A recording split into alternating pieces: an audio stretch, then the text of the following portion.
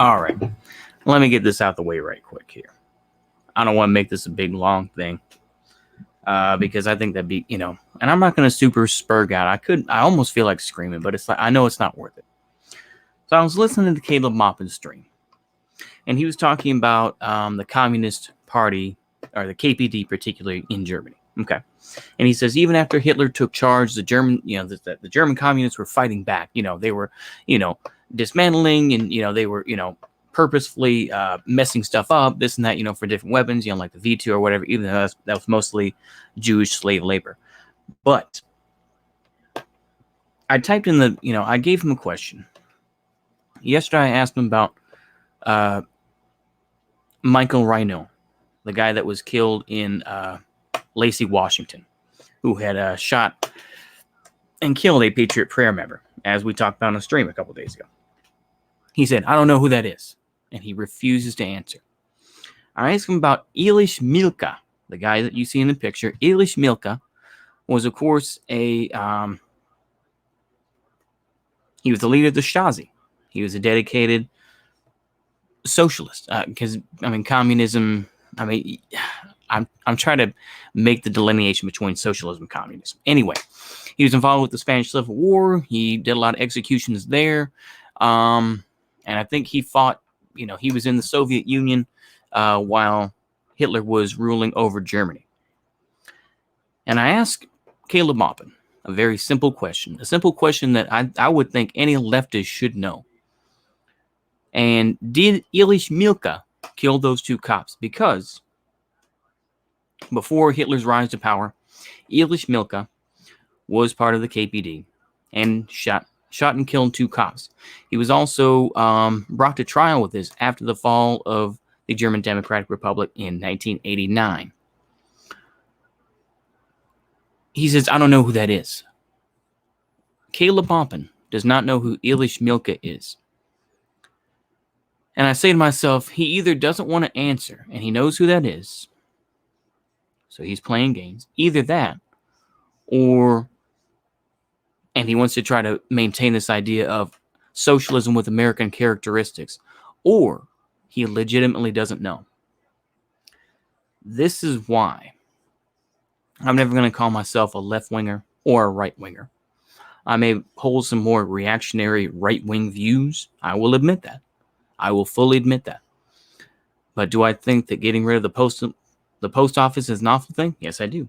I also do believe in the ideas of having health care for everyone, this and that, and having people not go hungry, and being able to, and homelessness is a health problem. It is a health issue.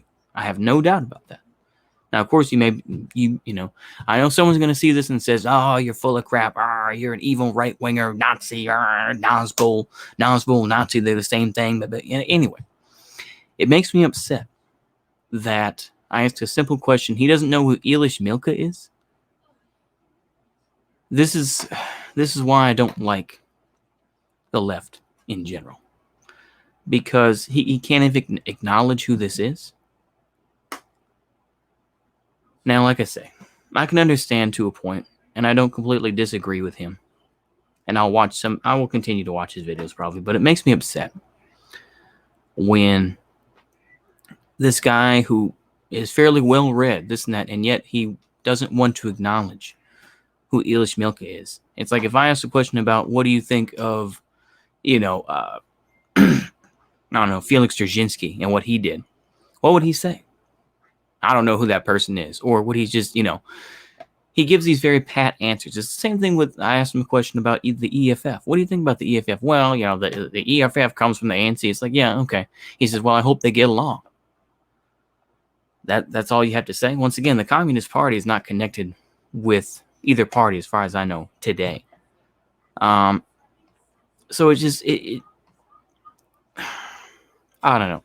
There are times that I've fallen into various traps, but I just you always have to question these folks when they say, "Oh, well, fascism is around the corner," and yet these folks just use it as fear mongering. Oh, is fascism coming to the United States? You'll see these absolutely brain dead people. It's like, no, not the form of fascism that you think it's going to be. I mean, the thing is, once again, not all authoritarianism is fascism. Can we just try to be honest with that? I know that someone's going to write in the comments, "Bro, you're cringe," or something like that, and that's fine. Or they'll think it in their heads. That's fine. You can think that, but it's just not all authoritarianism. You should just label fascism. That's the whole thing. It's like, "My red fascism." You'll see this from anarchists. It's just like, no, you are retarded if you think that. And the fact is, it does make me upset that people like this won't even acknowledge the full history of things. Even someone like me, who is an absolute dodo, who, ums and errs and, and flubs up, when I'm reading books on stream, knows who Ilish Milka is.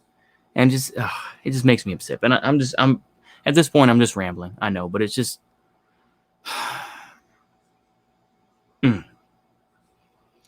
even I can acknowledge that, yeah, the German Democratic Republic did do good things. Of course, they had huge problems. Yeah, they tried to introduce heavy industry, and, they tried to do everything the Soviet way, and that didn't work out. Now, ultimately, you can feel as you want to and say base GDR all day. Go ahead. I don't live in the past. I'm just trying to look at the past enough to think of what we need to do in the future and what socialism would look like. And I think nobody has a clue what it will look like. I don't either. I'll be honest with you. But yeah, like I say, it is a complex issue. And I think that, it's upsetting when you see this sort of thing, trying to understand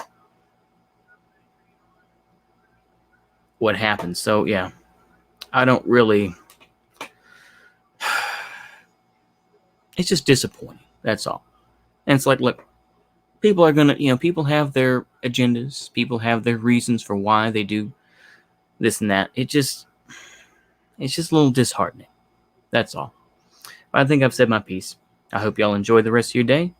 And goodbye. Let's go ahead and I'm going to find out which outro I want to use. Let's go ahead and I feel like that the other one is going to echo. I already did the DPRK one. Let's go ahead and do this one as the outro. All right. Have a good one. Goodbye. Again I'll swing the old trunk gate open wide once more and run to greet the good old folks at the little cabin door. I know I want to sit right there and never want to roam. So get things ready, burn me more cold, I'm coming home. Go out to the old smokehouse and get down that hickory ham. I ain't had no red gravy since I left old Alabama. Stir up with the cornbread cold, I'll eat a full-size